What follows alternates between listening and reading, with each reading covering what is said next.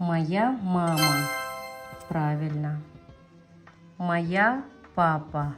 Неправильно. Ko'pincha papa a bilan tugagan-ku, shuning uchun moya deyish kerak deb o'quvchilar aytadi, lekin papa murskoy rodga tegishli bo'lgani uchun moy papa deyishimiz kerak. Va ikkinchi holatda ko'pincha qizlar men qiz bo'laman-ku, shu uchun hamma narsaga moya ishlatishim kerak deb o'ylashadi. Lekin gapirayotgan odamning rodi muhim emas. Nima haqida yoki kim haqida gap ketayotgan bo'lsa, o'shani rodiga moslashimiz kerak.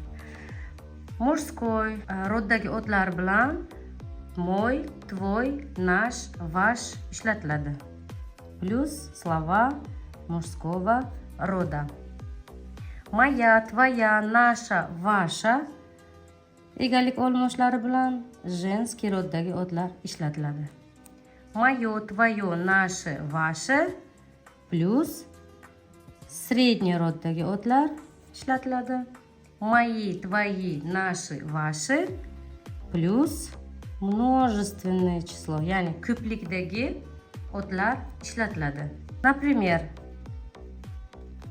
мой дом, моя машина, моё